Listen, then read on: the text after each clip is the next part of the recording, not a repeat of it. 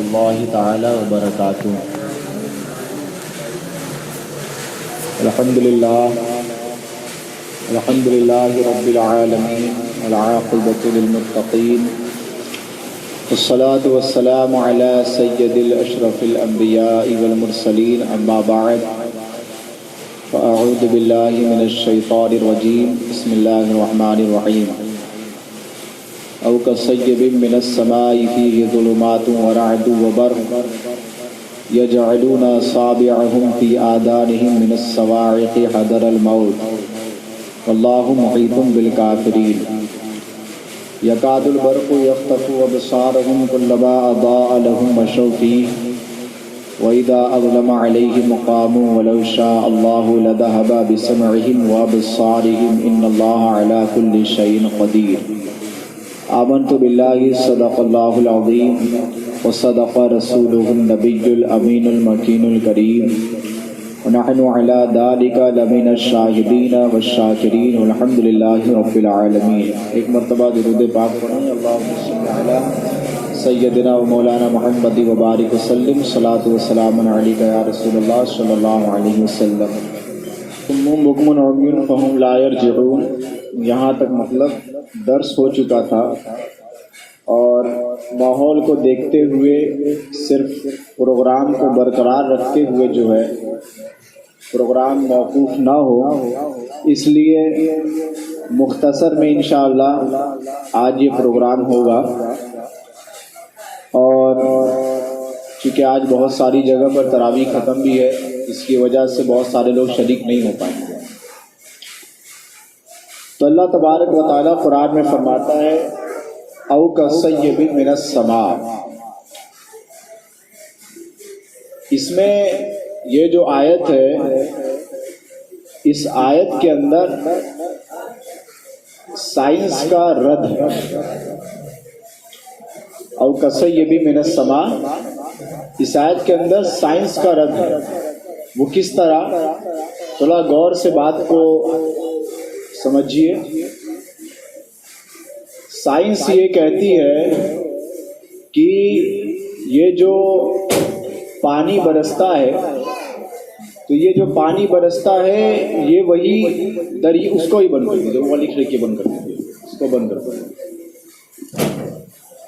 آواز جو ہے نا آئی تو ٹھیک ہے۔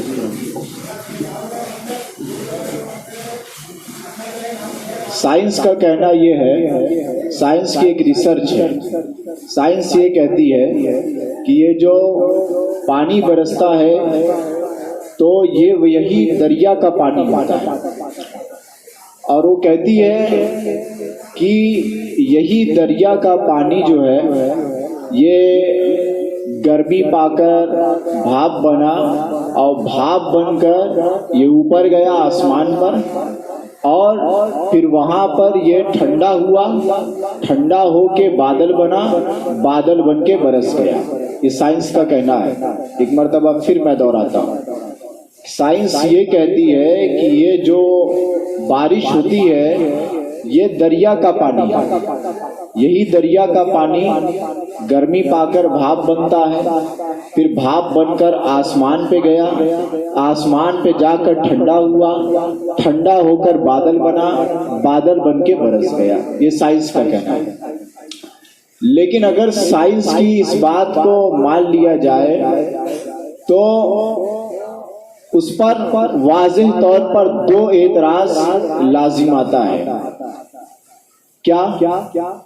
پہلا اعتراض تو یہ کہ اگر مان لیا جائے یہ بارش وغیرہ ہی دریا کا پانی ہے، بھاپ بن کر گرمی پا کر بھاپ بن کر اوپر گیا آسمان پہ، پھر وہاں ٹھنڈا ہو کر بادل بنا اور پھر برس گیا، اگر یہ ساری چیزیں مان لی جائے تو سائنس پر اعتراض ہوتا ہے کہ یہ بتاؤ کہ اگر اس طرح سے بارش ہوتی ہے تو کبھی کبھی ایسا ہوتا ہے کہ بہت زبردست گرمی ہوتی ہے، بہت زبردست گرمی ہوتی ہے، اتنی زبردست گرمی کہ آدمی پسینے سے نہاتا رہتا ہے، تڑپتا رہتا ہے پانی کے لیے، اور ایک دم سخت طرح کی دھوپ گرمی وغیرہ ہوتی ہے تو سائنس کے اعتبار سے تو یہاں پر اس طرح کی گرمی پا کر پانی جو ہے، پانی کو گرمی پا کر بھاپ بننا چاہیے تھا اور اوپر جانا چاہیے تھا، پھر برسنا چاہیے تھا. لیکن ایسا ہوتا ہے کہ جب بہت گرمی ہوتی ہے تب بھی بارش نہیں ہوتی. تو کیوں نہیں ہوتی؟ اگر یہ کہہ رہے ہو بھاپ بن کر گرمی پا کر اوپر گیا، گرمی پا کر بھاپ بن کر اوپر گیا، تو بہت سخت گرمی میں بارش کیوں نہیں ہوتی؟ ہونا چاہیے، ہونی چاہیے بارش. یہ ایک اعتراض ہوتا ہے. دوسرا اعتراض بھی ہوتا ہے. دوسرا اعتراض یہ ہوتا ہے اگر یہ کہتے ہو کہ یہ یہی دریا وغیرہ کا پانی ہے جو آسمان پہ گیا، بھاپ بن کر ٹھنڈا ہوا، برسا، جو فلا فلا باتیں کرتے ہو، تو ایک بات یہ بتاؤ کہ کبھی کبھی ایسا بھی دیکھنے میں آیا ہے کہ بہت سخت ٹھنڈی ہوتی ہے، ٹھنڈی میں بارش ہو جاتی ہے. تو اب جب ٹھنڈی میں بارش ہو گئی تو کہاں سے بھاپ بنا؟ جب ٹھنڈی میں بارش ہو گئی تب سائنس پہ اعتراض ہوا نا کہ بھاپ کہاں سے بن گئی بھائی، گرمی پا کر بھاپ کیسے بنی؟ یہاں پر تو کوئی سوال ہی نہیں ہوتا ہے، ٹھنڈ میں کہاں سے بھاپ بن جائے گی؟ تو اس آیت میں سائنس کا رد اور اگر ان ساری باتوں سے پردہ پوشی کر کے، چشم پوشی کر کے مان بھی لیا جائے کہ یہ دریا ہی کا پانی ہے، تو پوری ریسرچ اور تحقیق جب کی جائے گی تو بات یہی ثابت ہوگی کہ یہ جو پانی ہے دریا کا پانی، تو یہ بتاؤ دریا کے اندر پانی کہاں سے آیا؟ دریا کے اندر پانی کہاں سے آیا؟ تو جب پوری ریسرچ اور تحقیق کی جائے گی تو اس سے یہی بات ثابت ہوگی کہ دریا میں بھی جو پانی آیا وہ آسمان کا ہی پانی آیا ہے نا. تو بات واضح ہو گئی. تو قرآن فرماتا ہے او کصیب من السماء، یا آسمان سے اترتا پانی.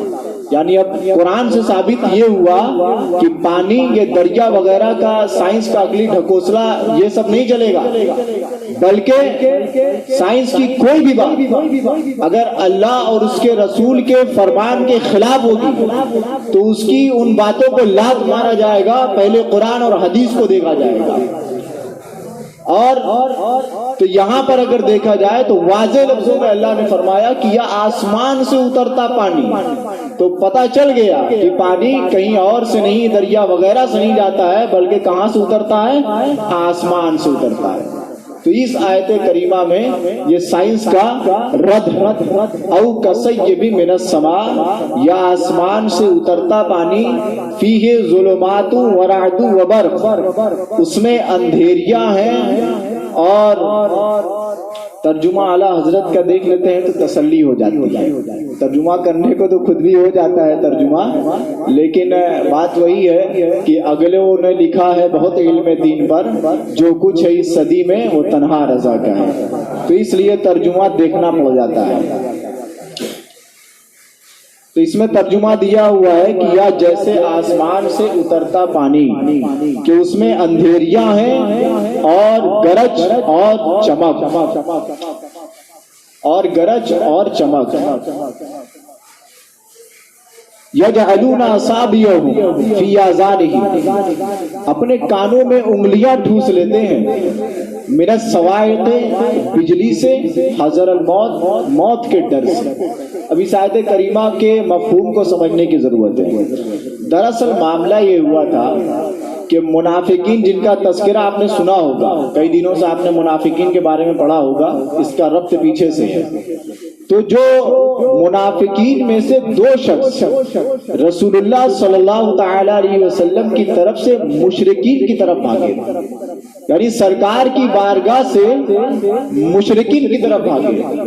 اب جب یہ مشرکین کی طرف بھاگ رہے تھے تو راستے میں اسی بارش نے آ کر گھیر لیا جس کا تذکرہ ہو رہا ہے. یعنی وہ بارش ایسی تھی کہ اللہ فرما رہا ہے کہ یہ ظلمات، یعنی اس میں اندھیرا، ورع اور گرج، وبرق اور بجلی، یعنی یہ بارش کی صفت، وہ بارش کس طرح کی تھی، کس کوالٹی کی تھی. اب ظاہر سی بات ہے کہ اگر کوئی بھی شخص ایک سنسان جنگل اور سنسان راستے میں چل رہا ہو بالکل اندھیرے میں اور اچانک سے بارش ہو جائے جھما جھم زبردست انداز میں اور پھر اتنا ہی نہیں بلکہ اس بارش کے ساتھ تیز روشنی والی بجلی ہو اور تیز آواز سے اگر بجلی کڑکے تو انسان بالکل دہل جائے. ذرا آپ اس منظر کو ایک منظر کشی کریے تو آپ کو اندازہ لگے گا کہ سنسان جنگل ہو اور دو ہی شخص ہو, آس کوئی نہ ہو, رات کا اندھیرا ہو, پھر سخت انداز میں بارش ہو جائے اور بجلی بھی کڑکے ایک دم بلند آواز میں, ہائی کوالٹی کی بجلی ہو. بجلی کیسی تھی ابھی بھی اس کا تذکرہ آئے گا, اور سخت روشنی والی بجلی ہو تو اس وقت انسان دہل جائے گا, بالکل خوف زدہ ہو جائے گا. تو جب یہ منافقین رسول اللہ صلی اللہ علیہ وسلم کی بارگاہ سے مشرکین کی طرف بھاگ رہے تھے تو یہی بارش جس کا تذکرہ قرآن کے اندر ہے, اسی بارش نے گھیر لیا. اچھا اب ہوا کیا؟ جب اس بارش نے گھیر لیا تو خوف زدہ ہو گئے منافقین. وہی اللہ فرماتا یجعلون اصابعهم فی آذانہم, یعنی اپنی انگلیوں کو کانوں میں ٹھوس لیتے ہیں. یہی منافقین ٹھوس لے رہے تھے کیونکہ اتنی بھیانک آواز تھی بجلی کے اندر.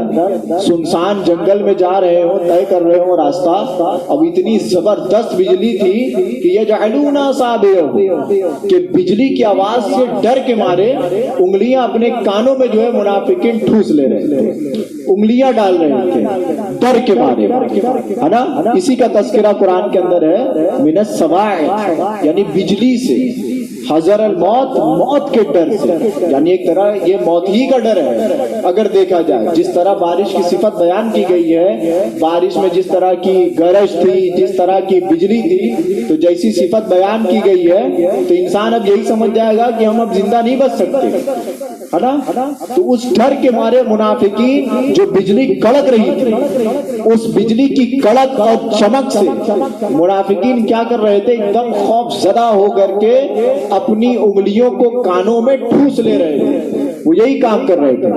اچھا اب انہیں پتا چل گیا, اب انہیں یقین ہو گیا کہ جو ہم رسول اللہ صلی اللہ علیہ وسلم کی بارگاہ سے بھاگ کر کے مشرکین کی طرف جا رہے ہیں, اللہ نے ہمیں اسی کی سزا دی ہے. اگر ہم زندہ رہے تو صبح ہوتے ہی رسول اللہ صلی اللہ علیہ وسلم کی بارگاہ میں جا کر کے کلمہ پڑھ کر کے ہم مسلمان ہوں. انہوں نے یہ ارادہ کر لیا, انہوں نے اس بات کا ارادہ کر لیا. اب ارادہ کیا تو انہیں مہلت ملی بھی. دوسرے دن رسول اللہ صلی اللہ علیہ وسلم کی بارگاہ میں صبح ہوتی یہ پہنچے بھی اور کلمہ پڑھ کر کے یہ منافق مسلمان بھی ہوئے, ہے نا. تو یہی اللہ فرماتا ہے اسی بارش کا تذکرہ ہو رہا ہے جس بارش نے منافقین کو گھیرا تھا. واللہ محیط بالکافرین, اور اللہ کافروں کو گھیرے ہوئے. یہاں ایک مسئلہ سمجھنے کی ضرورت ہے. دیکھیے اللہ کو بچپن سے والدین ہوں, پہلے کے لوگ بہت اچھا کام بھی کیے کچھ اور بہت جہالت بھی چھوڑ کے گئے, دونوں کام کیے. پہلے کے لوگ ایک طرح سے بہت اچھا کام بھی کر کے گئے کچھ, اور کچھ بہت اعلیٰ درجے کی جہالت چھوڑ کے بھی چلے گئے, دونوں کام کیے. اگر اچھا کام صرف کرتے تو چلو اچھی بات تھی. تو ایک بچپن سے ایک ذہن اور ایک بیکار عقیدہ لوگوں کے ذہن میں بسا ہوا ہے. وہ کیا ہے؟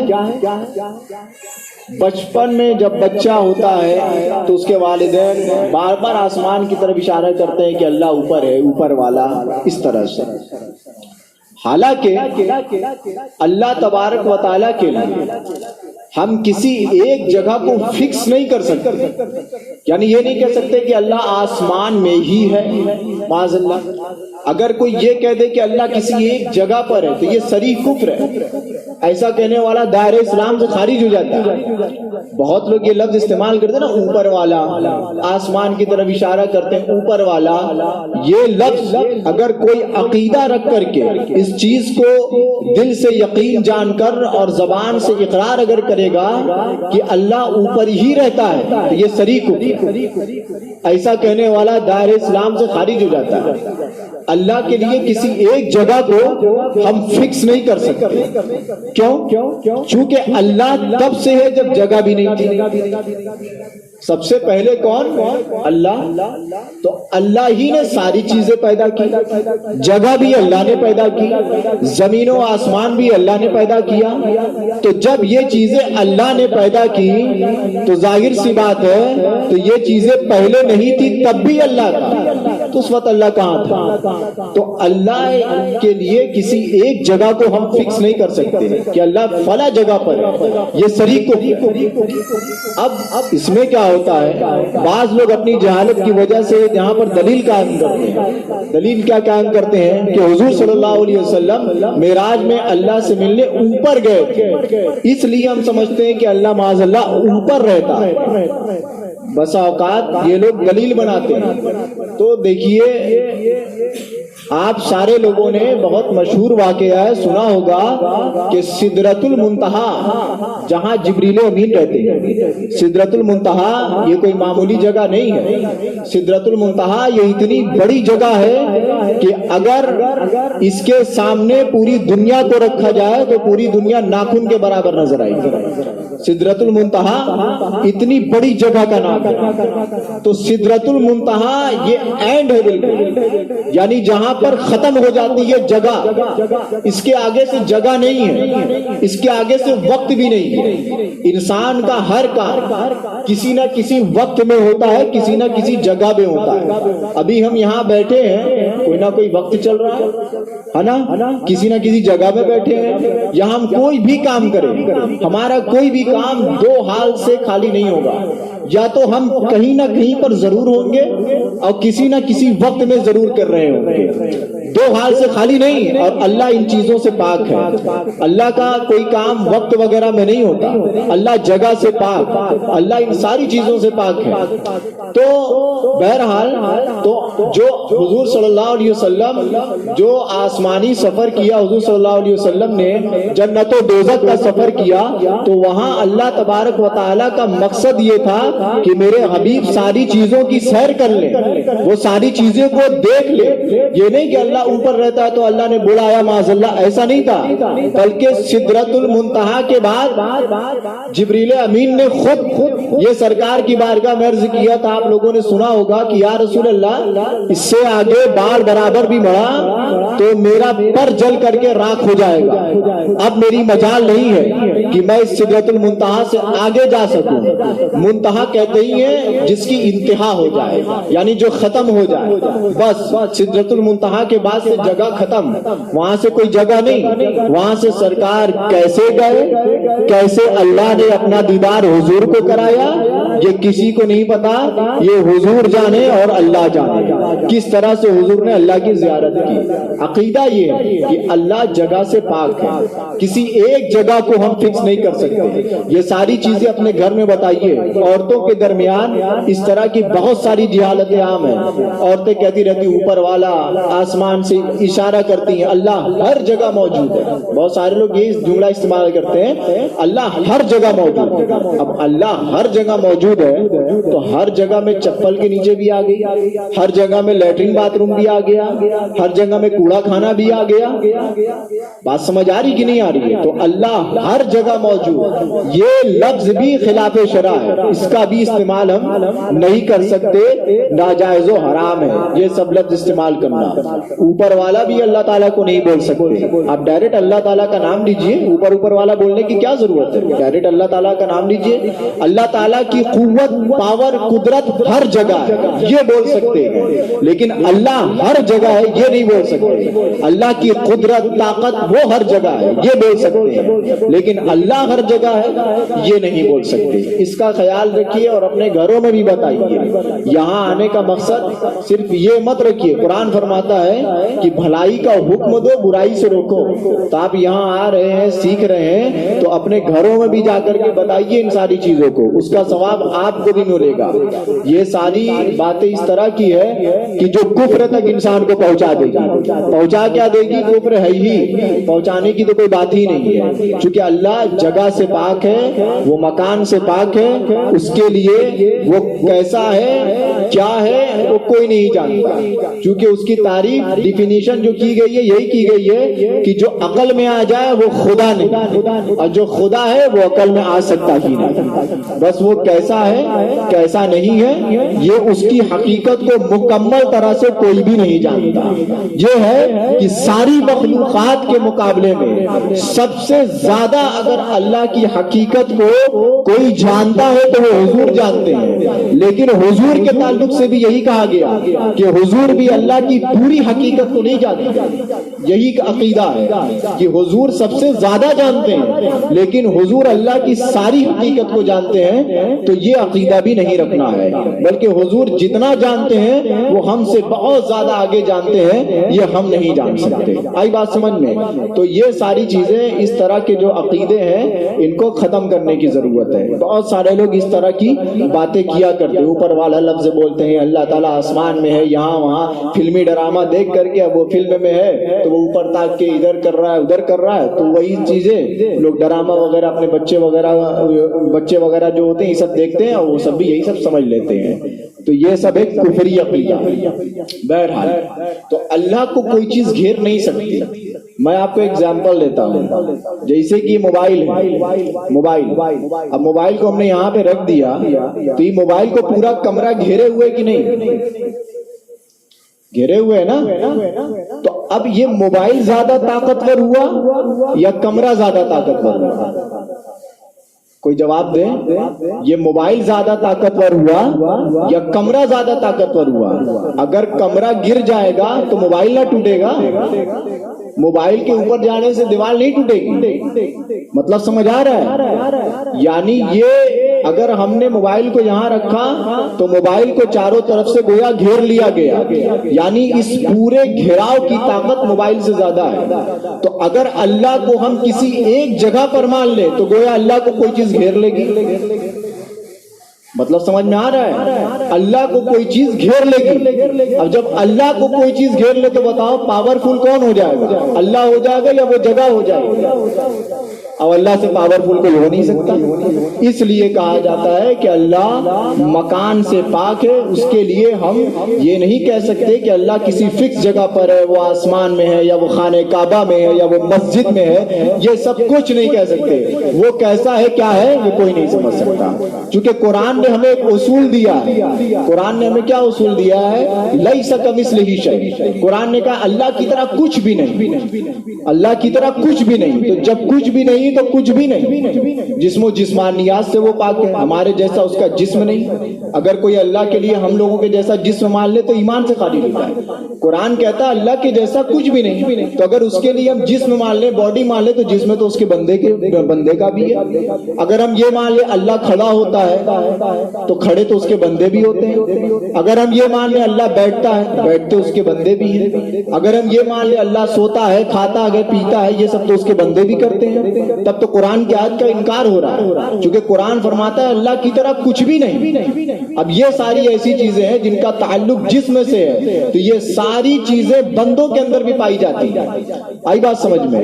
تو یہ عقیدہ بہت اہم عقیدہ ہے کہ اللہ جسم و جسمانیات سے پاک ہے، اور اس کے لیے ہم یہ اگر مان لیجئے اللہ کے لیے کھڑا ہونا مان لیا گیا، مثال کے طور پہ ہم یہاں پہ کھڑے ہیں تو ایک جگہ فکس ہو گئی، ایک جگہ متعین ہو گئی نا. اگر یہاں پر کوئی بھی کھڑا ہو جائے ظاہر سی بات ہے کمرے نے اس کو گھیر لیا. اب کمرے نے گھیر لیا تو کمرہ زیادہ طاقتور ہو گیا. اگر اللہ کو کھڑا ہونا مانا جائے یا بیٹھنا مانا جائے تو ایک جگہ فکس ہو جائے ہے نا, اور گھیراؤ ہو جائے گا. اور ان ساری چیزوں سے اللہ تبارک و تعالی پاک ہے. وہ کیسا ہے کیا نہیں ہے یہ کوئی نہیں سمجھ سکتا. بہرحال یہ بات بہت آگے چلی جائے گی اور مختصر میں ختم بھی کرنا ہے. تو یہ منافقین کا جو تذکرہ چل رہا تھا کہ یہ منافق بجلی کس طرح کی تھی, اب اس کا تذکرہ ہو رہا ہے کہ یکاد البرق یخطف ابصارهم کلما اضاء لهم مشوا فیہ واذا اظلم علیہم قاموا ولو شاء اللہ لذهب بسمعهم وابصارهم ان اللہ علی کل شیء قدیر. یکاد البرق بجلی ایسی معلوم ہوتی ہے. میں نے کہا تھا نا کہ بجلی کیسی تھی, اس کا تذکرہ آ رہا آگے. تو یہ جو بجلی تھی یہ کتنی زبردست اس کی روشنی تھی, اس کا تذکرہ ہو رہا ہے کہ یکاد البرق بجلی یوں معلوم ہوتی ہے کہ یخطف ابصارهم کہ ان کی نگاہیں ختم کر دے گی, ان کی نگاہوں کو ختم کر دے گی. یعنی بجلی میں اتنی روشنی تھی کہ ان کی نگاہیں ختم کر دے. یہ جو بجلی منافقین کو, جو بجلی منافقین پر آ رہی تھی بارش کے ساتھ میں, اس بجلی کی بات ہو رہی ہے یہاں پر. تو اتنی تیز تھی کہ نگاہوں کو ختم کر دے. اچھا اب ہوا کیا؟ قرآن فرماتے کلما اضاء لهم مشوا فیہ, جب ان کے لیے اجالا کیا جاتا تو اس میں چلنے لگتے. یعنی یہ جو منافقین جو بھاگ رہے تھے رسول اللہ کی بارگاہ سے, تو بجلی چمک رہی تھی, اب جیسے ہی بجلی چمکے 2 قدم چل رہے, اسی میں اجالا ہو جائے. اندھیرا تو تھا, اب جیسے بجلی چمکتی تھی 2 قدم یہ چل جا رہے تھے, جیسے بجلی چمکی 2 قدم چل جا رہے تھے. تو وہی قرآن فرماتا ہے کلما اضاء, جب ان کے لیے اجالا کیا جاتا مشوا فیہ اس میں چلنے لگتے. وَإِذَا أَظْلَمَ عَلَيْهِمْ اور جب ان پر اندھیرا ہو جاتا قاموا کھڑے. یعنی جیسے اب بجلی رکے اندھیرا ہو گیا, جب تک بجلی تھوڑی سی کڑکی 2-3 قدم چل گئے اور پھر جو ہے کہ پھر جب اندھیرا ہو گیا قاموا کھڑے. تو یہ اس طرح سے ان کے ساتھ ہو رہا تھا بارش میں, اس کا تذکرہ ہو رہا ہے قرآن کے اندر. آگے اللہ فرماتا ہے وَلَوْ شَاءَ اللَّهُ لَذَهَبَ بِسَمْعِهِمْ وَأَبْصَارِهِمْ, یعنی بجلی کے اندر اتنی آواز تھی اور اتنی روشنی تھی کہ اللہ فرماتا ہے کہ اگر اللہ چاہتا لَذَهَبَ بِسَمْعِهِمْ, اللہ ان کے سننے کی طاقت کو ختم کر دیتا, وَأَبْصَارِهِمْ اور ان کے دیکھنے کی طاقت کو ختم کر دیتا, یعنی ان کی نگاہوں کو ختم کر دیتا. یعنی بجلی اتنی تیز روشنی اور اتنی تیز آواز تھی کہ اگر اللہ چاہتا تو ختم کر دیتا ان کی نگاہوں کو, اللہ چاہتا تو ختم کر دیتا ان کی سماعت کو, سننے کی طاقت کو, لیکن اللہ نے کیا نہیں. اس سے ایک چیز یہ بھی ثابت ہوتی ہے یہاں پر کہ اللہ تبارک و تعالیٰ نے ہر چیز کے لیے سبب بنایا ہے. آپ کو پتہ ہی ہے ہر چیز کے لیے سبب بنایا ہے. اگر اللہ تعالیٰ چاہتا تو اس کتاب کو ڈائریکٹ ہمارے پاس آ جاتی, کیسے بھی کر کے.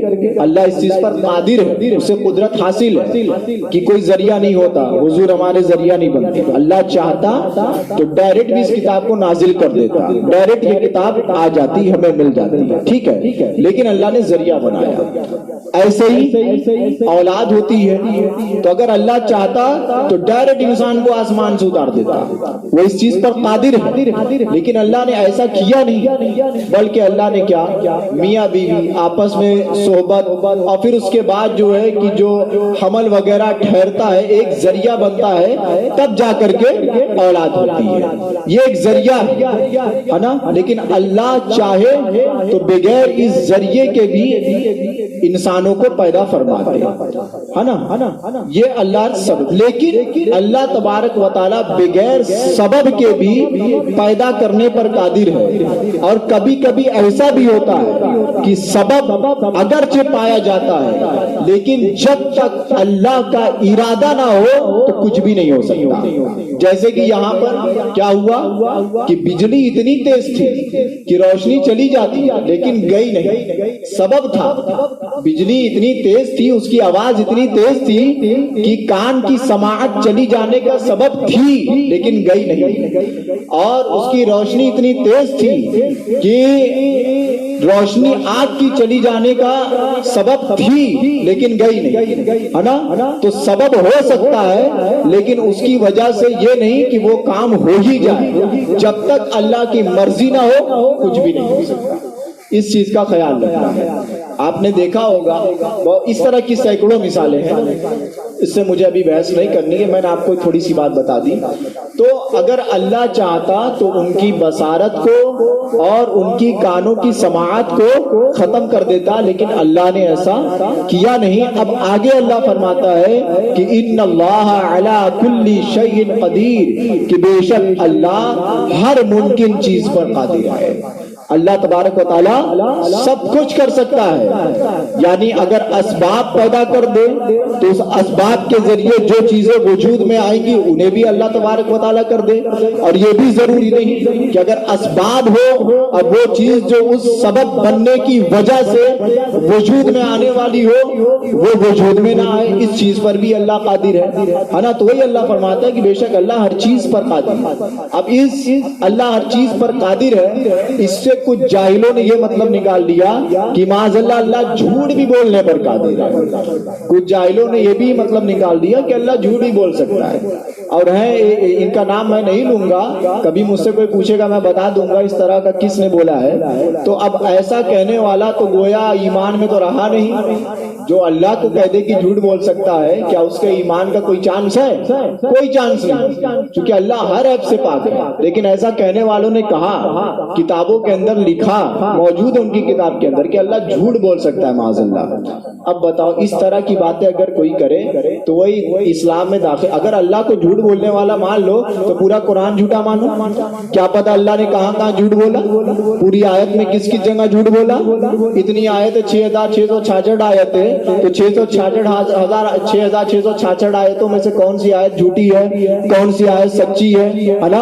अल्लाह ने सब कुछ जो बयान फरमाया अपने नबी के जरिए, कब्र में अजाब होगा, क्या पता होगा कि नहीं होगा।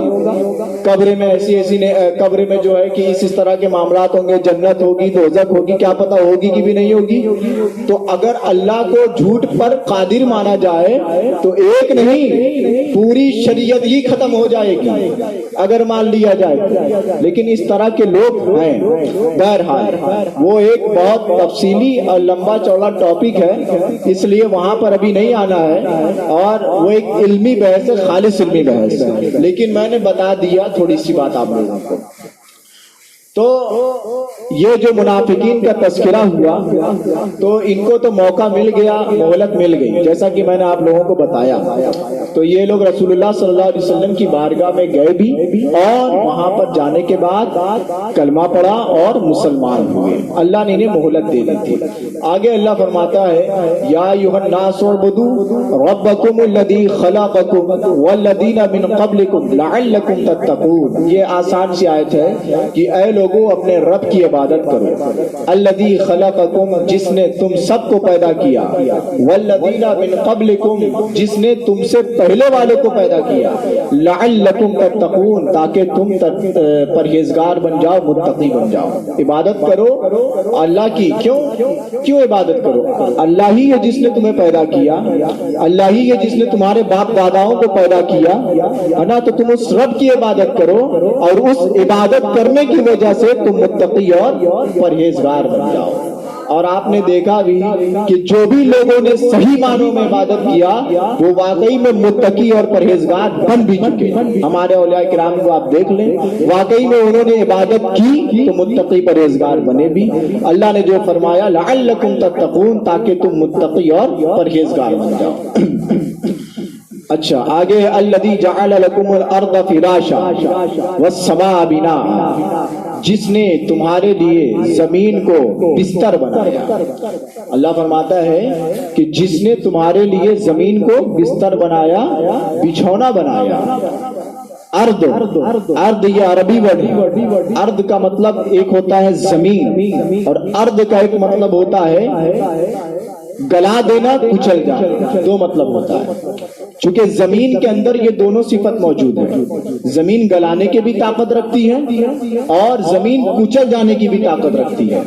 زمین کے اندر یہ دونوں خوبی موجود ہے، اس لیے زمین کو ارض کہا جاتا ہے۔ اب زمین جو تھی، یہ پہلے زمین کہاں پر تھی؟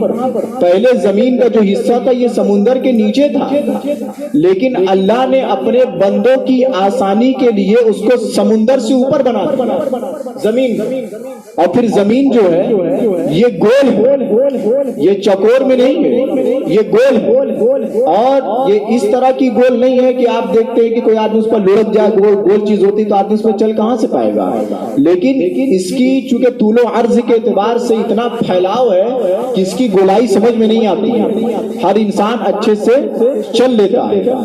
اور اللہ، یہ ایک نعمت ہے اللہ کی، اللہ نے زمین کو نرم بھی نہیں بنایا اور لوہے کی طرح سخت بھی نہیں بنایا۔ اگر اللہ لوہے کی طرح سخت بنا دیتا تب بھی چلنے میں دشواری تھی، اگر اللہ زمین کو نرم بنا دیتا تب بھی چلنے میں دشواری تھی۔ آپ دیکھیے بارش ہو جاتی ہے، جب زمین نرم پڑ جاتی ہے گھر سے نکلنا باہر ہو جاتا ہے، دشوار ہو جاتا ہے۔ اگر 3-4 دن بارش ہو جائے، کیچڑ اکٹھا ہو جائے، ہفتہ بھر بارش ہو جائے تو کوئی نکل نہیں سکتا گھر سے، دشوار ہو جائے گا نکلنا۔ کیچڑ وغیرہ میں آپ لوگوں نے تجربہ کیا ہوگا۔ تو اگر زمین اس طرح کی ہوتی، نرم ہوتی یا کڑک ہوتی تب بھی چلنے میں دشواری تھی۔ یہ بھی اللہ کا فضل، احسان، یہ اس کی نعمت، اس کا انعام ہے کہ اللہ نے اپنے بندوں کی آسائش اور اس کے آرام کے لیے زمین پر چلنے کے لیے اچھا انتظام فرمایا تاکہ میرا بندہ اچھے سے چل سکے، اچھے سے بیٹھ سکے، اچھے سے سو سکے، اچھے سے وہ قرار پا سکے، اچھے سے ایک جگہ وہ ٹھہر سکے۔ یہ بھی اللہ کی ایک نعمت ہے۔ اگر انسان سمجھے، قرآن پہ غور کرے، اللہ فرماتا ہے قرآن کے اندر افلا یتدبرون القرآن، کیا وہ قرآن میں غور نہیں کرتے؟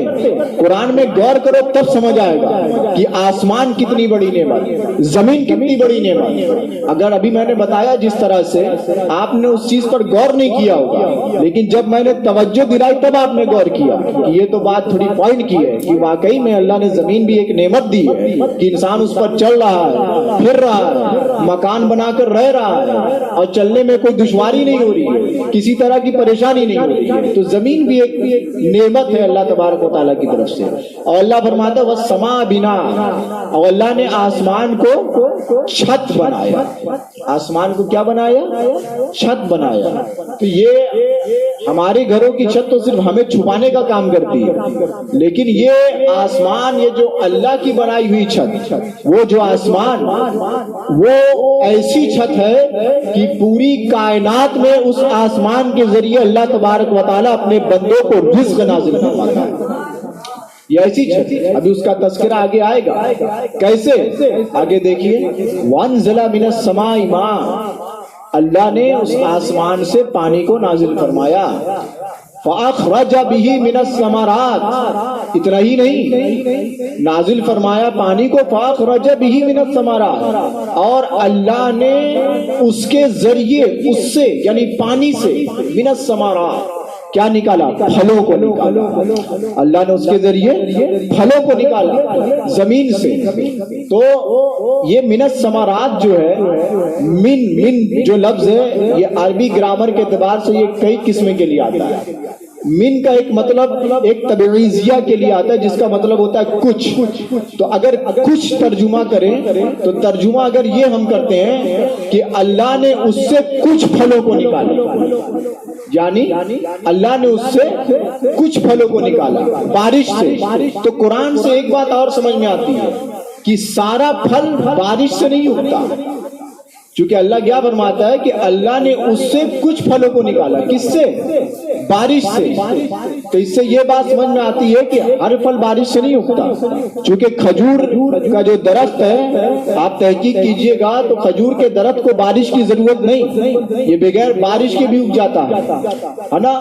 اور کچھ درخت اس طرح کے ہوتے ہیں جو بارش سے خراب بھی ہو جاتے ہیں، اور کچھ درخت اس طرح کے ہیں جو بارش سے کے بغیر نکلتے ہی نہیں۔ تو تینوں چیز پائی جاتی ہے۔ تو قرآن سے یہ بھی ثابت ہو رہا ہے کہ اللہ نے نے کچھ پھلوں کو بارش کے ذریعے نکالا. اب یہاں پر ایک چیز یہ بھی ثابت ہو رہی ہے کہ کچھ پھلوں کو تمہارے لیے اور کچھ پھلوں کو جانوروں کے لیے. کیوں؟ چونکہ انسان ہر پھل نہیں کھاتا. بہت سارے ایسے پھل ہیں جب آپ تحقیق کریے گا, ریسرچ کیجیے گا تو پتا چلے گا کہ کچھ ایسے پھل ہیں جو جانوروں کے لیے مخصوص ہیں, جو صرف جانور استعمال کرتے ہیں. تو یہاں پر ایک یہ بھی بات پتا چلتی ہے. لیکن جانور یہ کس کے صدقے میں؟ یہ سب انسان کے صدقے میں یہ جانور بھی کھاتے ہیں. چونکہ اللہ نے یہ فرمایا کہ اللہ نے تمہارے لیے بنایا ہے. یہ تمہارے لیے, تمہارے سے مراد کون ہے؟ انسان. تمہارے لیے بنایا, یہ نہیں فرمایا کہ جانوروں کے لیے بنایا. تو تمہارے لیے پھل بنایا, لیکن تمہارے صدقے میں جانور بھی کھا رہے ہیں اور دیگر بھی کھا رہے ہیں. تو یہ چیز یہاں سے ثابت ہوتی ہے. تو رزق لکم, جو تمہارے لیے کیا ہے؟ رزق ہے. اللہ نے جو پھل آپ نہیں دیکھتے ہیں, یہ رزق نہیں ہے کیا؟ پھل, کتنی پھل کی کھیتی باڑی ہوتی ہے, کتنا لوگ اس کے ذریعے پیسہ کما رہے ہیں. آپ اندازہ کیجئے کبھی بیٹھ کر کے پوری کائنات میں, پوری دنیا میں کتنا پھل بک رہا ہے. تو اگر اللہ آسمان سے بارش کو نازل نہ فرمائے, ہاں, تو یہ رزق کیسے بن سکتا ہے کسی کے لیے؟ وہی اللہ فرماتا ہے کہ اللہ نے اس سے تمہارے لیے کچھ پھلوں کو نکالا, وہ جو تمہارے لیے رزق ہے. فلا تجعلوا للہ اندادا وانتم تعلمون. اب اللہ فرماتا ہے کہ اللہ نے تمہیں زمین دی, تمہارے لیے آسمان بنایا, تمہارے لیے آسمان سے پانی کو نازل فرمایا, تمہارے لیے پھل وغیرہ دیا, اور تم اس کے ذریعے کماتے ہو, کھاتے ہو. یہ سب کچھ تمہارے لیے ہے. تو فلا تجعلوا للہ اندادا, تو تم اللہ کے ساتھ اب کسی کو شریک مت ٹھہراؤ. تم اللہ کے ساتھ کسی کو شریک مت ٹھہراؤ. وانتم تعلمون, اور تم اس چیز کو جانتے ہو. مطلب سمجھ میں آیا کہ زمین بھی تمہارے لیے, آسمان کی چھت بھی تمہارے لیے, اور آسمان سے جو پانی برسایا وہ بھی تمہارے لیے, اس کے ذریعے پھلوں کو نکالا وہ بھی تمہارے لیے, اس پھل کے ذریعے تم رزق کماتے ہو وہ بھی تمہارے لیے. تو فلا تجعلوا للہ اندادا وانتم تعلمون. تو تم اب اتنا سب کچھ دیکھ رہے ہو, اللہ نے سب کچھ تمہارے لیے پیدا فرمایا. تو اب اللہ فرماتا ہے جب اللہ نے سب کچھ تمہارے لیے پیدا فرمایا تو یا ایھا الناس اعبدوا, اے لوگوں اپنے رب کی عبادت کرو. جب رب نے تمہارے لیے سب کچھ پیدا فرمایا تو تم بھی اب اپنے رب کی عبادت کرو. فلا تجعلوا للہ اندادا وانتم تعلمون. اللہ فرماتا ہے اس کے ساتھ کسی کو تم شریک مت ٹھہراؤ, کسی کو تم شریک مت ٹھہراؤ. شرک کے بارے میں بہت پہلے جو ہے بتا چکا ہوں. اب یہاں پر بھی چونکہ بہت زیادہ تفصیل نہیں بتاؤں گا, چونکہ آج بہت جگہ تراویح ختم ہے, جس کی وجہ سے بہت سارے لوگ آئے بھی نہیں ہیں. تو جو ریگولر آتے ہیں تو ان کی بہت ساری باتیں چھوٹ جائے گی, تو جلدی سے بات سمیٹنا ہے. تو اب آگے اللہ فرماتا ہے وَإِن كُنتُمْ فِي رَيْبٍ مِّمَّا نَزَّلْنَا عَلَىٰ عَبْدِنَا فَأْتُوا بِسُورَةٍ مِّن مِّثْلِهِ. اگر تمہیں اس میں شک ہو جو ہم نے اپنے بندے, اپنے خاص بندے محمد رسول اللہ صلی اللہ علیہ وسلم پر نازل فرمایا, یعنی جب حضور صلی اللہ علیہ وسلم یہ کفار مکہ کو یہ قرآن شریف جب سنا رہے تھے پڑھ کے آیت کریمہ, تو کفار نے ایک اعتراض کیا اور ایک بات یہ بولی کہ یہ جو قرآن شریف ہے محمد رسول اللہ صلی اللہ علیہ وسلم نے اپنی طرف سے اس کو گڑھ لیا اور اپنی طرف سے اس کو گڑھ کر کے پیش کر رہے ہیں. یہ خدا کا کلام نہیں ہے بلکہ محمد رسول اللہ صلی اللہ علیہ وسلم نے اسے اپنی طرف سے بنا لیا. تو جب یہ اعتراض کیا گیا تو تب اللہ نے 4 جگہوں پر, ایک جگہ نہیں 4 جگہوں پر قرآن میں چیلنج کیا سارے کفار کو کہ قل لئن اجتمعت الانس والجن الا یاتوا بمثل هذا القرآن لا یاتون بمثله ولو کان بعضهم لبعض ظہیرا.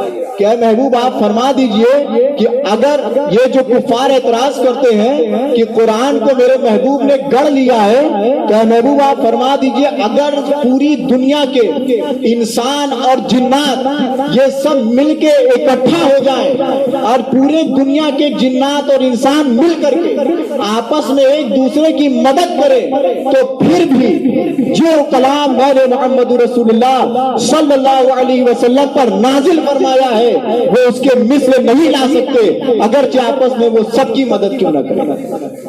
یہ اللہ نے فرمایا۔ اچھا اب یہ تو پورے قرآن کا چیلنج کیا گیا کہ پورا قرآن لاؤ، اگر شک ہے تمہیں۔ اب جب پورا قرآن نہ لا سکے تو اب چیلنج میں تخفیف، چیلنج کو ہلکا کر دیا گیا، آسان کر دیا گیا۔ کیسے آسان کیا گیا؟ تم پورا قرآن تو نہیں لا سکے، اب اللہ نے فرمایا فاتو بعشر سور مثلہ، تم اس جیسی 10 صورتیں لے کے آؤ۔ پورا قرآن لانا تمہارے بس کی بات نہیں ہے، جو میں نے اپنے محبوب محمد رسول اللہ صلی اللہ علیہ وسلم پر نازل فرمایا وہ تمہارے بس کی بات نہیں ہے، پورا قرآن نہیں لا سکتے۔ اب تم کیا کرو، 10 سوریں ہی لے کے آؤ۔ فاتو بعشر سور مثلہ، تم اس جیسی 10 سورت لے کے آ جاؤ۔ 10 سوریں بھی نہ لا سکے۔ اب جب 10 سوریں بھی نہ لا سکے تب یہاں پہ ان کو چیلنج کیا گیا کہ وَإِن كُنتُمْ فِي رَيْبٍ مِّمَّا نَزَّلْنَا عَلَىٰ عَبْدِنَا فَأْتُوا بِسُورَةٍ مِّن مِّثْلِهِ، کہ اگر تمہیں شک ہے اس میں جو ہم نے محمد رسول اللہ صلی اللہ علیہ وسلم پر نازل فرمایا اپنے خاص بندے پر، تو تم پورا قرآن نہیں لا سکے، 10 سورے نہیں لا سکے، ایک ہی سورے لے کر کے چلے آؤ۔ اب چیلنج میں پھر تخفیف ہو گیا، ایک ہی سورے لے کر کے چلے آؤ۔ اچھا اب جب یہ ایک سورے بھی نہ لا سکے پھر اللہ نے چیلنج میں اور تخفیف کر دی کہ تم ایک سورے بھی نہ لا سکے تو ایک کام کرو، فَلْيَأْتُوا بِحَدِيثٍ مِّثْلِهِ، تم اس جیسی ایک بات کوئی لے کر کے چلے آؤ۔ تم پورا قرآن نہیں لا سکے، 10 سورے نہیں لا سکے، ایک سورے نہیں لا سکے، تو ایک بات اس جیسی کوئی لے کر کے چلے آؤ۔ تو اب ایک بات بھی جو ہے کوئی نہ لا سکا قرآن کے مقابلے میں۔ اب کچھ کفار نے کوشش کی تھی کہ اس قرآن کی طرح ہم لوگ بنا لے کوئی دوسرا قرآن، تو جب اس کو ابو جہل وغیرہ نے دیکھا تو ان کا مذاق خود بنا دیا گیا کہ یہ دیکھو یہ قرآن کے مقابلے میں چلا ہے، یہ سب جھوٹ فساد کرنے کے لیے، تو ان کا خود مذاق بنا دیا گیا۔ تو قرآن پر جو چیلنج کیا گیا لانے کے لیے، اچھا اس میں کچھ لوگوں نے یہ بھی کہہ دیا کہ وید کو آسمانی کتاب مانا، وید جو ہے وید کو بھی آسمانی کتاب مانا۔ کیوں؟ چونکہ وید جو ہے ہمارے وید کی طرح بھی کوئی دوسری کتاب آج تک نہیں آ سکتی، تو اس کو بھی آسمانی کتاب مانو۔ تو اب ان کو جواب اس طرح سے دیا جائے کہ ارے بھائی وید نے چیلنج کب کس کو کیا؟ قرآن تو 1450 سال سے چیلنج کرتا ہوا نظر آ رہا ہے، وید نے کب کس کو چیلنج کیا ہے؟ ارے کوئی اگر کوئی پہلوان آدمی چیلنج کرتا ہے تو پتا چلتا ہے کہ ہاں وہ چیلنج کر رہا ہے۔ اب کوئی ایک دم ضعیف آدمی 80 سالہ بڈھا اب وہ کہے کہ بھائی تم فلانے پہلوان کو بلا کر لے کے آؤ، تو یہ عقل میں آنے والی بات ہے۔ تو وید نے تو چیلنج ہی نہیں کیا کسی کو، اور چیلنج کیا کرے گی کیونکہ اس کی حالت 80 سال کے بڈھے کی طرح ہے، تو چیلنج کرنے کی طاقت اور صلاحیت ہی نہیں ہے۔ تو سب سے بڑی بات تو یہ ہے کہ وید نے چیلنج کیا ہی نہیں۔ قرآن ہمارا واحد ہے جو 1450 سال سے چیلنج کرتا ہوا آ رہا ہے۔ تو وہی اللہ نے فرمایا کہ وَإِن كُنتُمْ فِي رَيْبٍ مِّمَّا نَزَّلْنَا عَلَىٰ عَبْدِنَا فَأْتُوا بِسُورَةٍ مِّن مِّثْلِهِ، اگر تمہیں شک ہے اس میں جو ہم نے محمد رسول اللہ صلی اللہ علیہ وسلم پر نازل فرمایا تو لاؤ اس جیسی ایک سورت، وَادْعُوا شُهَدَاءَكُم مِّن دُونِ اللَّهِ إِن كُنتُمْ صَادِقِينَ، ایک سورت لے آؤ اور اللہ کے سوا اپنے سب حمایتیوں کو بلا لاؤ اگر تم سچے ہو۔ اللہ کے سوا سبوں کو بلا کے لاؤ، پوری کائنات کو اٹھا کر کے لے کے چلے آؤ کہ ایک سورہ لے کے آؤ قرآن کے جیسی اگر تم سچے ہو۔ تو اب آگے اللہ فرماتا ہے فَإِن لَمْ تَفْعَلُوا وَلَن تَفْعَلُوا فَاتَّقُوا النَّارَ الَّتِي وَقُودُهَا النَّاسُ وَالْحِجَارَةُ أُعِدَّتْ لِلْكَافِرِينَ. تم ایسا نہیں کر سکتے ہو اور تم ایسا ہرگز نہیں کر سکو گے. اللہ فرما رہا ہے کہ تم ایسا نہیں کر سکتے اور تم ایسا ہرگز نہیں کر سکو گے. فَاتَّقُوا النَّارَ الَّتِي, تو ڈرو اس آگ سے, الَّتِي وَقُودُهَا النَّاسُ, کہ جس کا ایندھن آدمی اور پتھر ہیں, اعدت للکافرین, جو کافروں کے لیے تیار کر دی گئی. یعنی قرآن کے مقابلے میں مت آؤ. ابھی ایک آیت تھا قرآن کے مقابلے میں 26 آیتوں کو نکالنے کی بات کر رہا تھا, تو اس وقت میں نے ایک بات یہ سوچی کہ آج تک پوری دنیا مل کر کے بھی بریلی کے اعلیٰ حضرت کا ایک فتویٰ نہیں بدل سکی, اور جس کا ذمہ اللہ نے لیا اس قرآن کو کوئی کیسے بدل سکتا ہے.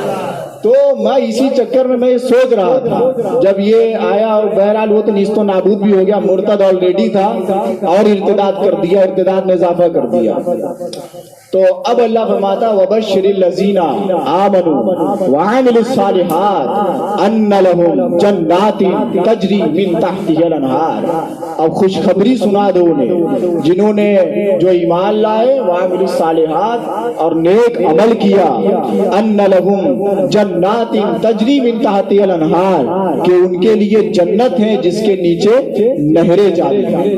جنت کے تعلق سے قرآن میں بہت تفصیلی بیان آگے آنے والا ہے, تو میں بہت زیادہ تفصیل میں نہیں جاؤں گا, تھوڑی سی بات خالی جنت کے تعلق سے بتاؤں گا.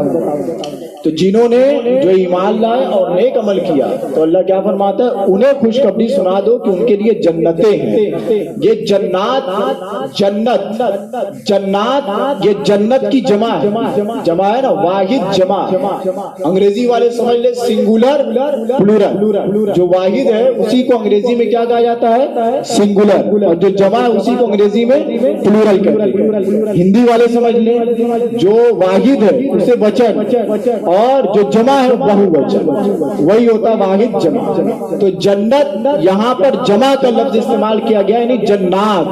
تو جنت ایک نہیں ہے, 8 جنت ہے. جنت عدن ہے, جنت الفردوس ہے, جنت نعیم ہے, اس طرح 8 جنتیں قریب ہیں. اور جنت کا معاملہ ایسا ہے کہ جو قرآن فرماتا ہے کہ اس کے نیچے نہریں جاری ہیں. جنت کے نیچے جو نہریں جاری ہیں, تو وہ انہار بھی یہ پلورل ہے, یعنی یہ جمع ہے. نہر سنگولر واحد, انہار یہ پلورل, یعنی اس کے نیچے نہریں ہیں, ایک نہر نہیں ہے. یعنی جنت میں جو نہریں جاری ہوتی 4 نہر ہیں. دودھ کی ہے, اور جو جنتی شراب ہے اس کی نہر ہے, اور ایک شہد کی نہر ہے, اور ایک پانی کی نہر ہے. یہ 4 طرح کی نہر. اور جنت کی جو ہریالی ہے وہ پانی کے ذریعے نہیں ہوتی ہے, وہ اللہ نے قدرتی طور پر, وہ اللہ نے کیسے کی اس کی ہریالی وہ اللہ بہتر جانتا ہے. تو وہاں جو ہے وہ قدرتی طور پر پانی سے اس کی ہریالی نہیں کی جاتی ہے جنت میں. ان لہم جنات تجری من تحتها الانہار. ٹائم زیادہ ہو رہا ہے کیا؟ ہاں اچھا, ان لہم جنات 11 بج گیا. اچھا ٹھیک ہے, 11 بجے تک. تو اللہ آگے فرماتا ہے کلما رزقوا منہا من ثمرۃ الرزق. تو یہ جو جنت ہے جب انہیں رزق دیا جائے گا جنت کے اندر, جب انہیں جنتی پھل کا رزق دیا جائے گا. دیکھیں ایک چیز یاد رکھیے, جنت میں پیٹ نہیں بھرا جائے گا. جنت میں صرف لذت ہوگی, لذت ہے نا, پیٹ نہیں بھرا جائے گا. وہاں پر گلے کی پیدائش نہیں ہے, چونکہ گلے کی پیدائش پیٹ بھرنے کے لیے ہوتی ہے. جنت میں صرف مزہ ہوگا, تو مزہ لینے کے لیے وہاں پر صرف پھل ہوگا. وہاں پر جنت کے اندر اور کچھ نہیں ہوگا, گلہ وغیرہ یہ ساری چیزیں نہیں ہوگی, کیونکہ ان کا تعلق پیٹ کے بھرنے سے, اور جنت میں پیٹ بھرا نہیں جائے گا. تو اللہ فرماتا ہے کلما رزقوا منہا من ثمرۃ الرزق, یعنی جب جنت کے اندر کوئی پھل دیا جائے گا انہیں, تو وہ کیا کہیں گے, من قبل واتوا به متشابہا, یعنی یہ پھل تو ہمیں پہلے بھی دیا گیا تھا. پہلے سے 2 چیز مراد ہے. مثال کے طور پہ میں سمجھاتا ہوں, جیسے کہ جنت میں کسی نے سیب کھایا, سیب کھایا، تو اب جب دوسری مرتبہ بھی اسے سیب لا کر کے دیا جائے گا تو وہ یہی کہے گا ارے ابھی تو تھوڑا دیر پہلے میں نے یہی سیب کھایا تھا، وہ یہی کہے گا۔ لیکن جب اس سیب کو وہ کھائے گا تو اس کا جو مزہ، اس کا جو ٹیسٹ ہوگا وہ پہلے والے سیب سے الگ ہوگا۔ ایسے ہی جتنی مرتبہ سیب کھائے گا، تیسری مرتبہ کھائے گا تو الگ ٹیسٹ، چوتھی مرتبہ کھائے گا الگ ٹیسٹ، پانچویں مرتبہ کھائے گا الگ، یعنی یہ مزہ جو ایک مرتبہ چکھ لے گا دوبارہ وہ مزہ نہیں چکھے گا۔ یہ جنت کی صفت، یہ وہاں کی ایک خوبی ہے جنت کی۔ یا تو ایک پہلے سے مراد یہ ہے کہ یہ وہی پھل ہے جو ہمیں دنیا میں دیا گیا تھا، یعنی شکل ویسے ہی ہوگی، یعنی جو سیب کی شکل جیسی جنت میں وہی ہوگی جو دنیا میں ہے، شکل اس کی ویسے ہوگی۔ تو اس لیے جنتی کہیں گے ارے یہ تو وہی پھل ہے جو ہم دنیا میں کھاتے تھے، تو لیکن جب کھائیں گے تو وہی بات، اس کا مزہ الگ ہوگا، اس کا ٹیسٹ الگ ہوگا، اس کا ذائقہ الگ ہوگا، پہلے کے جیسا نہیں ہوگا۔ وَلَهُمْ فِيهَا أَزْوَاجٌ مُطَهَّرَةٌ وَهُمْ فِيهَا خَالِدُونَ، اور ان کے لیے اس میں پاک بیویاں ہیں اور وہ اس میں ہمیشہ رہیں گے۔ اس کو خیال رکھیں، ہمیشہ رہیں گے۔ ایک مرتبہ عذاب بھگتنے کے بعد جو بھی مسلمان جنت میں چلا جائے گا تو اب اس کا وہاں پر رہنا یہ ہمیشگی کے لیے ہوگا، کبھی بھی جنت سے باہر نہیں آئے گا۔ یہ عقیدہ رکھنا ضروریات دین سے ہے۔ اگر کوئی یہ کہے کہ مسلمان جنت میں جانے کے بعد باہر نکل آئے گا تو ایسا شخص کافر ہو جائے گا، ایمان سے خارج ہو جائے گا، کیونکہ وہ قرآن کا انکار کرے گا۔ قرآن کہہ رہا ہے کہ اب جب جنت میں چلا گیا تو ہمیشہ رہے گا، نکلے گا نہیں، اب اسے ہمیشہ رہے گا۔ تو اب یہاں پہ ایک چیز سمجھیے کہ ان کے لیے اس میں پاک بیویاں ہیں۔ بیویاں کیا؟ یعنی جو جنت میں حوریں ملیں گی تو وہی ان کے لیے حوریں ہیں اور بیویاں۔ تو بیویاں جنت میں جس سے دنیا میں شادی ہوگی تو وہ بیوی بھی جنت میں ملے گی، اس کا بھی خیال ہے۔ حور الگ سے ملے گی، جو حور ملے گی وہ الگ ہوگی، اور ساتھ میں جو دنیا میں جو بیوی تھی وہ بھی ملے گی۔ لیکن اس کی دو صورتیں کیا ہے؟ اگر میاں بیوی دونوں ایمان کی حالت میں مرے تب یہ دونوں میاں بیوی جنت میں ساتھ میں ہوں گے۔ لیکن اگر میاں بیوی میں سے کوئی ایک آدمی، جیسے شوہر کافر ہو گیا، شوہر کیا ہو گیا؟ کافر ہو گیا، تو اب اس کی بیوی چونکہ مسلمان بنی تو اب جنت میں اس کا نکاح کس کے ساتھ ہوگا؟ ایک سوال پیدا ہوتا ہے۔ تو اب اس کا نکاح اس کے ساتھ میں ہوگا کہ جنت بھرنے کے لیے اللہ تبارک و تعالی کچھ اور ایکسٹرا لوگوں کو، کچھ اور زیادہ لوگوں کو الگ سے پیدا کرے گا جنت میں داخل کرنے کے لیے۔ تو جو مردوں کو اللہ تبارک و تعالی الگ سے پیدا کرے گا تو ان کا نکاح، ان عورتوں کا نکاح انہی جنتیوں کے ساتھ ہوگا۔ اب اس کی ایک صورت یہ بھی ہے کہ یہ تو وہ صورت تھی کہ شوہر کافر ہو گیا، اب اس کی الٹی صورت، اگر عورت کافر مر گئی، شوہر مسلمان مرا، تب کیا ہوگا؟ تب اس کے لیے یہی معاملہ ہے کہ تب جنت میں اس مرد کو حور ملے گی لیکن بیوی کوئی نہیں ملے گی، چونکہ اس کا نکاح اگر نہیں ہوا، اگر چونکہ وہ کافر مرا، ارے شوہر مسلمان مرا، عورت اس کی کافرہ مر گئی، تو جب عورت اس کی کافرہ مر گئی تو جنت میں انٹری ہو نہیں سکتی کسی قیمت پر۔ تو اس لیے اب اس کے شوہر کو صرف اور صرف کیا ملے گی؟ وہاں پر حور ملے گی، اور جنتی جو اس کی بیوی ہوگی وہ تو اس کی انٹری ہو ہی نہیں سکتی کسی قیمت پر جنت کے اندر۔ تو یہ جنت کے اندر کا ہی مسئلہ ہے۔ لیکن جو دنیا میں جو بیوی ہوگی تو اس کی بیوی، جو دنیا میں جو بیوی ہوگی تو اب اس کی بھی خوبصورتی جنتی حور ہی کی طرح ہوگی، اس سے وہ کم نہیں ہوگی۔ جو جنت میں خوبصورتی ملے گی وہ الگ ہو جائے گی، یعنی وہ اتنی خوبصورت ہو جائے گی کہ چہرہ ایک سورج کی طرح روشن ہوگا، سورج کی طرح چمکے گا جنت میں۔ اور جنت کے اندر ایک چیز یہ بھی ہے کہ حضرت آسیہ رضی اللہ تعالیٰ عنہ جو فرعون کی بیوی، اور حضرت مریم رضی اللہ تعالیٰ عنہ کون؟ جو حضرت عیسیٰ علیہ السلام کی ماں ہے، ان دونوں کا نکاح حضور صلی اللہ علیہ وسلم کے ساتھ۔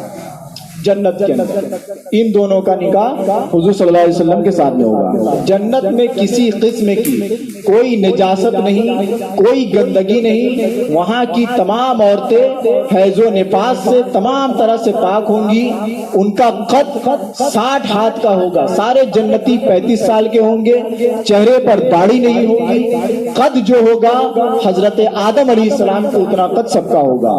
حضرت آدم علیہ السلام کا قد 60 ہاتھ تھا. سارے جنتیوں کا قد 60 ہاتھ ہی ہوگا. اور کسی قسم کی کوئی نجاست جنت کے اندر نہیں ہوگی. جو بھی انسان کھائے گا پھل وغیرہ تو اس کی حاجت اس طرح سے ہوگی کہ وہ ایک خوشبودار ڈکار آئے گی, سب ختم ہضم ہو جائے گا. اور جو بھی چیز پینے والی پیے گا, اب وہاں پہ کیا مسئلہ ہوگا کہ ایک پسینہ, خوشبودار پسینہ بہے گا, وہ بھی پسینہ خوشبودار ہوگا, بہے گا, کام ختم. لیکن جنت اتنی آسانی سے نہیں ملنے والی ہے. جنت لینے کے لیے ایمان کی حالت میں موت شرط ہے, کفر سے بچنا یہ شرط ہے. حضرت فضیل بن عیاض رضی اللہ تعالیٰ عنہ ایک تھے, وہ بہت بڑے اللہ کے ولی. بس یہیں تک رہنے دیں, ٹائم کافی زیادہ ہو گیا ہے. ایک آخری بات, حضرت فضیل بن عیاض رضی اللہ تعالیٰ عنہ بہت بڑے اللہ کے ولی, غوث اعظم سے پہلے کے حضرت فضیل بن عیاض. اگر وقت ہوتا تو میں ان کی پوری ہسٹری بتاتا, لیکن وقت نہیں ہے. حضرت فضیل بن عیاض اتنا سمجھ لیجئے کہ بہت بڑے اللہ کے ولی تھے, بہت بڑے اللہ کے ولی. حضرت فضیل بن عیاض کا معاملہ یہ تھا کہ ان کا ایک شاگرد تھا, اور اس کو جو ہے غرغرہ کی حالت میں جب وہ پہنچا, غرغرہ کی حالت اس حالت کو کہتے ہیں کہ جب انسان جب روح نکلنے والی ہوتی ہے تڑپتا رہتا ہے, بالکل بس روح نکلنے والی ہوتی ہے تڑپتا ہو, اسے غرغرہ کی حالت کہتے ہیں. تو اس غرغرہ کی حالت میں حضرت فضیل بن عیاض رضی اللہ تعالی عنہ کا شاگرد جب تھا تو حضرت فضیل بن عیاض کو خبر کی گئی. حضرت فضیل بن عیاض تشریف لے کر کے گئے, کیونکہ ایسی پوزیشن میں آدمی کیا کرتا ہے, سورہ یاسین پڑھتا ہے جا کر کے, یہی کرتا, کوئی راستہ تو ہوتا نہیں ہے تاکہ ان کی روح آرام سے نکل جائے. تو حضرت فضیل بن عیاض کا شاگرد, کہنے کا مطلب کیا ہے, اتنے بڑے اللہ کے ولی اور ان کا شاگرد. خالی اس چیز کو آپ ذہن میں رکھیے. تو حضرت فضیل بن عیاض گئے, سورہ یاسین شریف پڑھ رہے تھے, بیٹھ کر کے اس کے پاس میں, اس کے قریب میں. اب سورہ یاسین شریف پڑھ رہے حضرت فضیل بن عیاض, اور اب جیسے بس اس کی روح ایک دم نکلنے والی تھی, تڑپ رہا تھا, بس نکلنے والی تھی. حضرت فضیل بن عیاض نے کہا کلمہ پڑھ, لا الہ الا اللہ محمد رسول اللہ, کلمہ پڑھ, کلمہ پڑھ. اس نے کہہ دیا میں کلمہ نہیں پڑھوں, میں اس چیز سے بری. اور اسی حالت میں اس کی موت ہوئی. زندگی بھر ایمان کی حالت میں تھا. یعنی اصل جو ایمان ہے وہ کب کا معتبر ہے, وہی نزا کے وقت جب روح نکل رہی ہے, اس وقت کا اصل ایمان معتبر ہے. باقی زندگی بھر بہت سارے ایسے لوگ گزرے گئے, اللہ کے اس طرح کے بہت سارے قریبی بندے گزرے. ہم لوگ کیا تھوڑی سی عبادت کر لیتے ہیں, بہت ناز کرنے لگتے ہیں اپنے اوپر, کوئی حیثیت اور کوئی اوقات نہیں ہے. بہت سارے اللہ کے ایسے ولی گزرے کہ جو بہت بڑے بڑے متقی پرہیزگار تھے, لیکن موت کے وقت کلمہ نصیب نہیں ہوا. جیسے کہ ابھی میں نے آپ کو مثال دی. اب یہ اتنا صدمہ ہوا حضرت فضیل بن عیاض کو اس کا کہ 41 دن تک 40 دن تک حضرت فضیل بن عیاض اپنے گھر سے باہر نہیں نکلے, کمرہ بند کر کے اپنے گھر میں تھے. اتنا صدمہ ہوا اور اسی فکر میں تھے, ارے یار یہ میرا اتنا خاص شاگرد, میرا اتنا قریبی شاگرد, اور حالت اس کی یہ کہ اسے موت کے وقت کلمہ نصیب نہیں ہوا, آخر اس نے کیا گناہ کیا تھا. اسی 40 دن کے درمیان حضرت فضیل بن عیاض اس واقعے کو منہاج العابدین کے اندر امام غزالی نے لکھا ہے. تو اسی 40 دن کے اندر حضرت فضیل بن عیاض نے اپنے اس شاگرد کو خواب میں دیکھا. اب خواب میں دیکھا تو وہی فرشتے عذاب دے رہے ہیں, اور سبب پوچھا کہ یہ بتا کہ تو میرا اتنا قریبی اور خاص شاگرد تھا, کیا وجہ تھی کہ تجھے موت کے وقت کلمہ نصیب نہیں ہوا. کہا حضور آپ کا تو خاص شاگرد تھا, لیکن میرے اندر 3 خرابیاں تھی. تو کون سی 3 خرابی؟ کہ پہلی خرابی تو یہ تھی کہ میں حسد کرتا اپنے پڑھنے والے لوگوں سے، جو میرے جتنے ساتھی تھے میں ان لوگوں سے حسد کرتا تھا، پہلی خرابی یہ تھی۔ اور دوسری خرابی بتائی یہ تھی کہ میں چغل خوری کرتا تھا، آپ کو کچھ بتاتا تھا، اپنے دوستوں کو کچھ بتاتا تھا، دوستوں کی بات آپ کو کچھ بتاتا تھا، یہ سب میں چغلی کرتا تھا۔ اور تیسری خرابی میرے اندر یہ تھی کہ سال میں 1 مرتبہ میں شراب پیتا تھا۔ یہ 3 خرابی کی وجہ سے اللہ نے مجھے موت کے وقت کلمہ نصیب نہیں کیا۔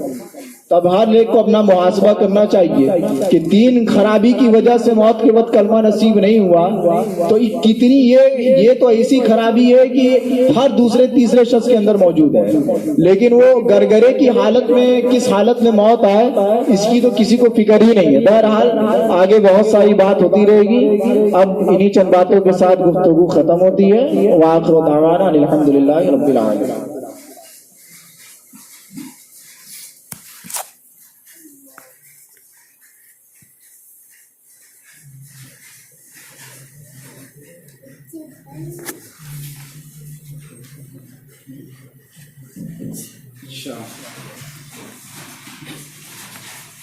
سوال کیا کسی نے کہ بد مذہب کی قرأت سن کر اسی طرح سے اپنی طرز بنا سکتے ہیں کہ نہیں؟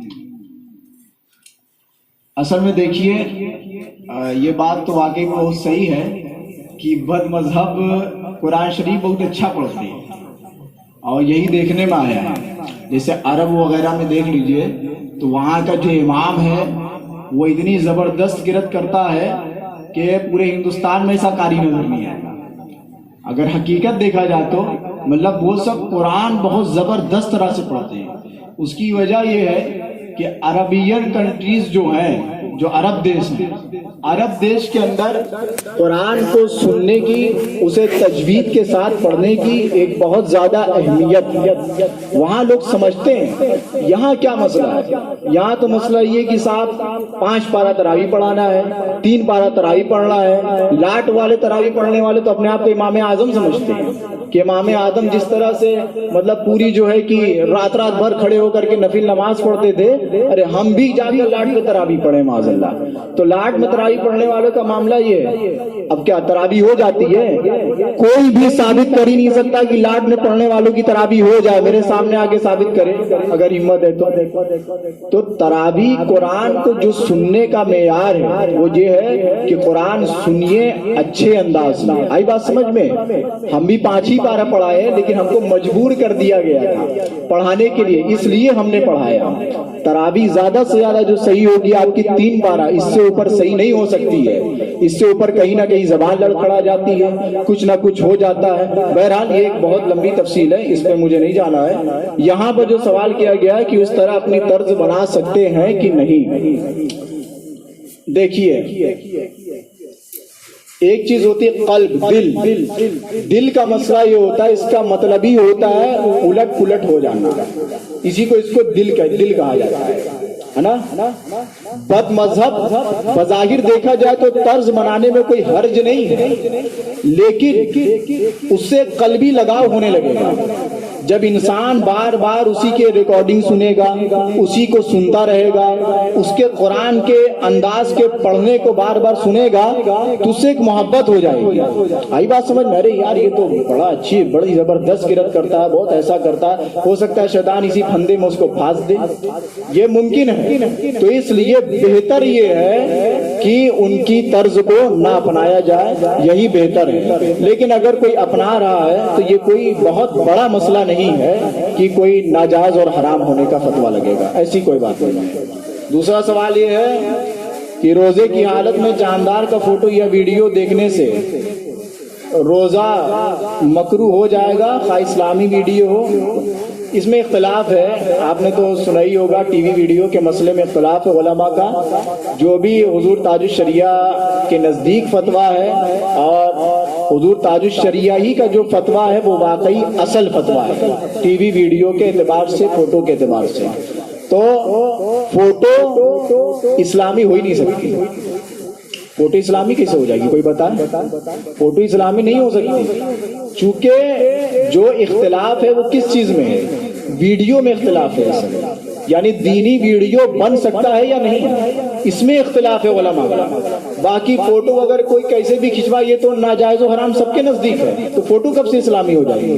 फोटो इस्लामी हो ही नहीं सकती। अब रहा मसला वीडियो का, तो जाहिर सी बात है ये इख्तिलाफी मसला है, लेकिन वाकई अगर देखा जाए तो रोजा मकरूह हो जाएगा हुजूर ताजुल शरिया के फतवे के मुताबिक, चूंकि ये एक हराम को देखने के हुक्म में हो जाएगा, ठीक है, और इससे रोजा मकरूह हो जाएगा।